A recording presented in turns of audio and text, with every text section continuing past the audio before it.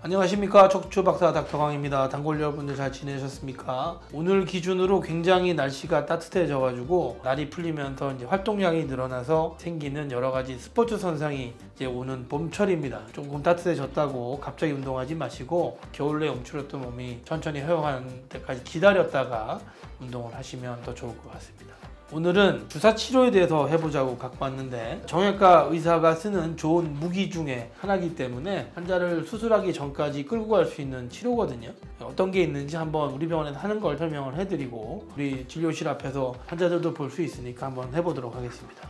정형외과의 주사 치료 종류, 프롤로 주사도 있고요, DNA도 있고, PDRN이라는 뭐 이런 거를 가지고 하기도 하고, PRP 주사라고 하기도 하고, 뭐 여러 가지가 있습니다. 예를 들어 제일 대표적인 거는 뭐 척추 안에다 놓는 스테로이드 주사가 제일 대표적인 거죠. 스테로이드 주사 하면은 뼈 주사라고 되게 안 좋은 생각을 가지고 계시는데, 가장 강력하고 가장 효과가 좋은 싼 치료 중에 하나가 스테로이드입니다. 잘 쓰면 약이고 못 쓰면 독인, 그런 치료라고 볼 수 있고, 무작정 뭘 터부시하는 건 굉장히 위험한 거거든요. 그걸 쓸지 말지를 결정하는 건 결국 의사고, 할지 말지를 결정하는 건 환자이기 때문에 주치의 의사 선생님하고 상의하셔서 맞아보시는 게 어떨까 싶고요. 그러니까 결국 우리가 통증을 일으키는 건 염증이기 때문에 염증을 없애는 방법을 만들기 위해서 이런 것들을 다 한다고 생각하시면 됩니다. 프로로는 사실 염증에 직접적으로 반응하는 그런 성분은 아니고, 어떤 거를 만들기 위해서는 필요한 에너지 소스가 포도당입니다. 포도당은 바로 세포막으로 흡수가 되거든요.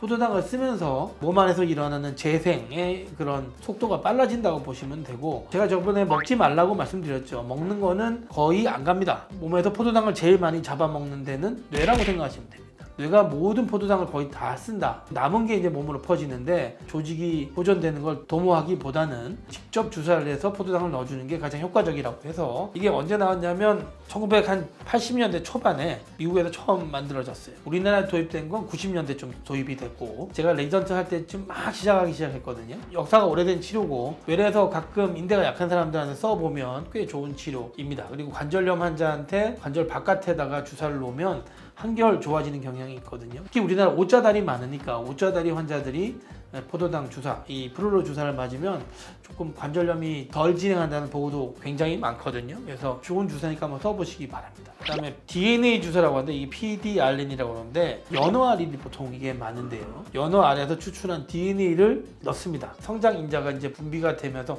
결국 그로스 팩터는 우리 몸을 낫게 하는 힐링 호르몬이거든요. 성장 인자 자체가 우리 몸을 치유하는 그 인자이기 때문에 성장 인자를 이제 좀 많이 분비하게 하는 그런 역할을 한다고 알려져 있습니다. 그래서 PDRN 주사도 결국 증식 치료에 도움이 된다, 이렇게 생각하시면 되고, 우리가 이제 PRP라는 주사는 주관절, 팔꿈치밖에 없습니다. 어깨관절은 이걸 못 써요. 논문이 없기 때문에 못 쓴다고 생각하시면 되고, 진행하는 그런 치유의 과정은 거의 비슷하다고 생각하시면 돼요. 지금은 우리가 팔꿈치에 많이 사용하는 주사입니다. 외상가염, 우리가 이제 잘 안 낫기로 유명하거든요. 결국 제일 중요한 건 쉬어야 낫습니다. 쉬어야 낫고, 일하시는 분들, 계속 그걸 쓰시는 분들은 안 나을 가능성이 높거든요. 그래서 너무 이런 주사에 팔꿈치를 의존하지 마시고, 결국 의사 선생님의 처방과 주사와 더불어서 휴식과 안정이 꼭 필요하다, 이렇게 판단하거든요. 요새 많이 PRP 주사를 하긴 하지만 반드시 쓰는 치료는 아니다, 이렇게 보시면 됩니다. PRP 주사는 외국에 다 돼요. 우리나라 의료보험이 문제가 제가 많다고 이야기했죠. 외국에 있는 논문을 갖고 와서 우리나라에서 승인을 신청해도 우리나라 의료보험공단에서 야, 이거 풀어주면 문제 되겠는데, 그럼 그거 안 풀어줍니다. 우리나라 못하고, 미국 가면은 어떤 게 있냐면, 디스크가 망가지면 DNA나 아니면 성장 인자나 이런 것들 디스크 안에다 쏴주는 그런 치료가 있어요. 줄기세포도 쏴주기도 하고, 그래서 그게 다 임상 실험이 있거든요. 물론 뭐 대규모 스타디나 이런 건 아직 없지만 미국에서는 어느 정도 의사한테 자율권을 많이 줍니다. 근데 우리나라는 국가가 그걸 옥죄고 있기 때문에 그걸 풀어줄 리가 없죠. 외국은 디스크 안에다가 줄기세포 넣는 거 이미 10년 전부터 했어요. 얼마 전에 그런 일이 있었죠. 아이들 혈관이 망가지면 이걸 이렇게 이식하는 여러 가지 재료 중에 고르텍스라고, 여러분들 옷 만드는 재료 있습니다. 나사에서 우주인들이 입었던 그런 재료인데, 그걸 가지고 원래 인조혈관을 만들거든요. 인조혈관을 공급하는 회사가 우리나라 의료보험공단하고 단가가 안 맞아서 철수하겠다고 얘기했어요. 그래서 뭐 부랴부랴 단가를 높이네 만에 거의 외국한테 사정을 해가지고 제가 볼 때는 어느 정도 물량을 받아온 걸로 알고 있거든요. 제가 레지던트 할 때는 외국계 회사가 굉장히 많이 들어와 있었습니다. 여러분들 수입차 생각하시면 돼요. 여러분들이 수입차가 들어와 있으면 현대나 기아나 대우나 이런 애들하고 경쟁해서 우리나라 산업이 더 성장한 것도 있거든요. 물론 일본처럼 굉장히 많은 자동차 회사가 외국하고 경쟁해가지고 다 이긴 경우도 있지만 우리는 어쨌든 현대 기아차가 살아남았잖아요. 그렇게 보면은 외국과 경쟁이 꼭 나쁜 건 아닙니다. 시장을 개방하는 건 우리 기업들의 체질을 강화시켜주는 거거든요. 근데 우리나라는 의료보험 단가가 안 맞으니까 외국계 회사가 들어올 수가 없어요. 들어올 수가 없으니까 우리나라 기구들이 만드는 것만 만들고 심플한 것만 수출하고 되게 좋은 기계를 만들거나 그 이노베이션이라고 그러죠. 혁신을 안 합니다. 외국에서 굉장히 많이 좋은 쓰는 재료들이 우리나라에 거의 못 들어오고 있다. 이렇게 생각하시면 되고 그거의 단면을 보여주는 게 이 PRP입니다.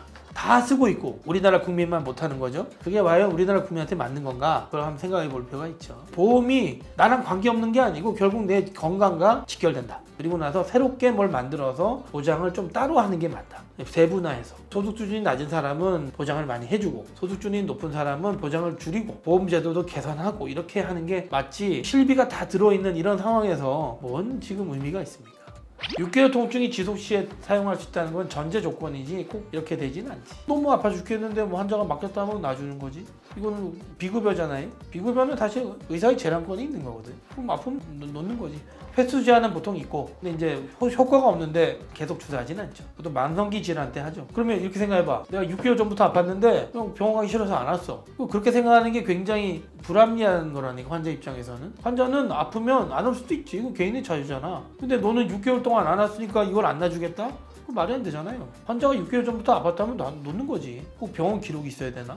보통 6회나 7회 정도 하죠. 그리고 이게 어쨌든 인대가 만들어져서 나타나는 반응이니까 회복기를 거쳐서 인대가 재정렬되면서 구조로 회복되는 데는 보통 6주 이상 걸린다고 생각하니까 프롤로 치료를 하고 나서는 보통 6주 정도 기다렸다가 하는 편이고 재생주사는 결국 회복을 하는 과정인데 회복을 하는 과정은 항상 염증을 수반하게 돼 있거든요. 재생주사를 맞으면서 스테로이드 주사를 한꺼번에 맞는 거는 바보지. 그래서 재생주사는 재생주사대로 맞고 그게 효과가 없거나 급성기 때는 스테로이드를 맞는 게 맞죠. 급성기 때는 굉장히 아프니까. 그래서 이미 만성기로 됐을 때는 스테로이드 주사가 별 소용이 없다. 스테로이드 주사를 10대번씩 맞는 거는 문제가 좀 있다. 급성기 때만 맞는 거니까. 스테로이드 주사는 쿠싱 증후군이라고 얼굴이 붓고 피부가 갈라지는 그런 병이 있어요. 여러분들이 이제 성장을 한꺼번에 할 때 우리 몸에서 콜티졸이라고 엄청 많은 그런 스테로이드 비슷한 호르몬이 나오기 때문에 살이 갈라지는 거예요.